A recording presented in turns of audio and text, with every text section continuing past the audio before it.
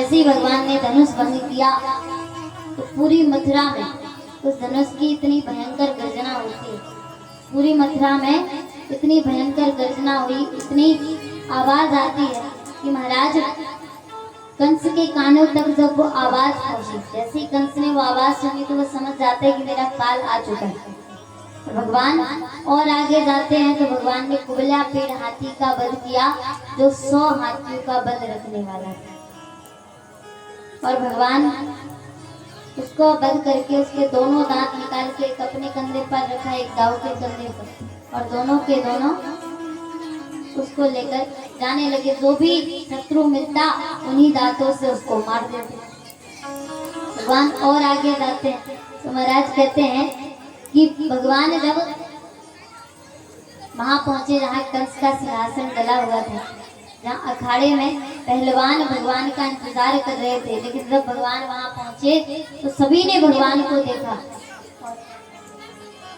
और जैसे ही भगवान को देखा तो भगवान को देखकर कुछ लोग तो प्रसन्न होने लगे, कुछ लोगों को तो अच्छा लगा कि भैया भगवान आए हैं, श्याम सुंदर आए हैं, और कुछ लोग भगवान को टेढ़ी नजर से देखने लगे। कौन?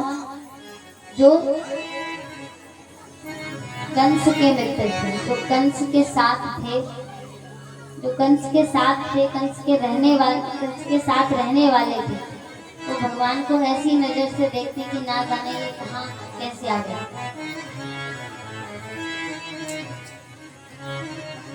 जाती रही भावना जैसी प्रभु मूर्ति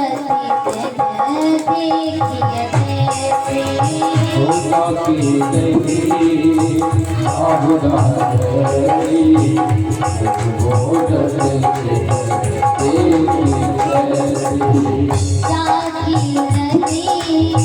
भावना जैसी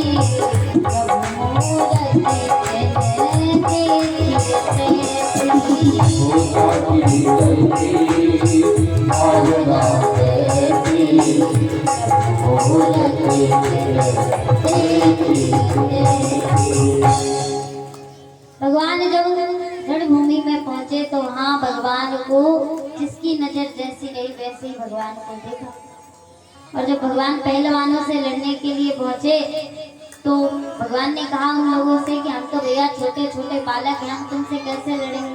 तो भगवान ने कहा हाँ, पहलवान कहने लगे हाँ पता है कितने छोटे बालों को, ना बालो न किशोरष्टम बलश्चम बलिनांबरा दीलये वो हतो ये न सम्मद्विप सत्वम।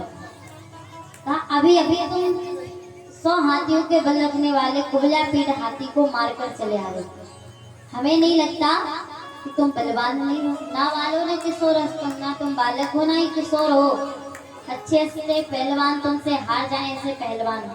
फिर भगवान श्याम सुंदर राम जी महाराज पहलवानों के साथ युद्ध करने लगे।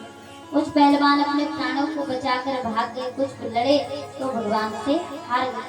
अब कंस को पता चला मैं मरने वाला, तो वैसे तो भगवान से बोला, भगवान को गालियां देने लगे, कहा इसके माँ बाप को फांसी पर चढ़ा दो, नंद और यशोदा को कारागार में डाल दो। और जैसे ही इतना कहा,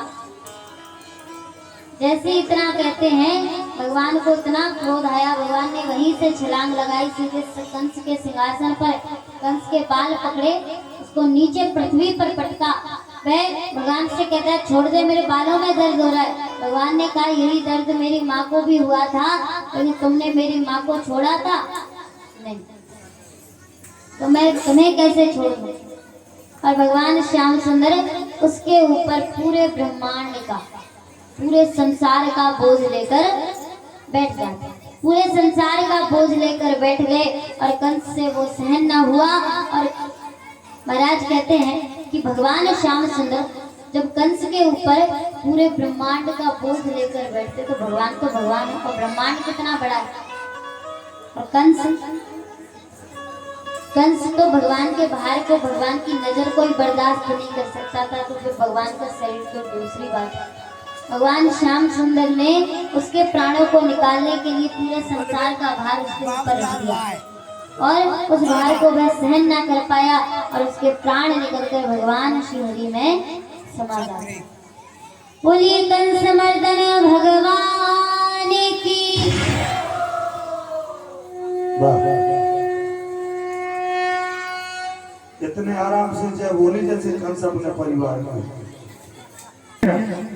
बोलो कंस मर्दन भगवान की, बोलो दुष्ट निकंदन भगवान की जय। अब लगा कि अपन कंस के दुश्मन है। और इसी बीच में 101 रुपए का दान श्रीमान भैया श्रीमान पूरन यादव जी चक्र 2, श्रीमान पूरन यादव जी की तरफ से 101 रुपए का दान आया है। और 251 रुपए का दान श्रीमान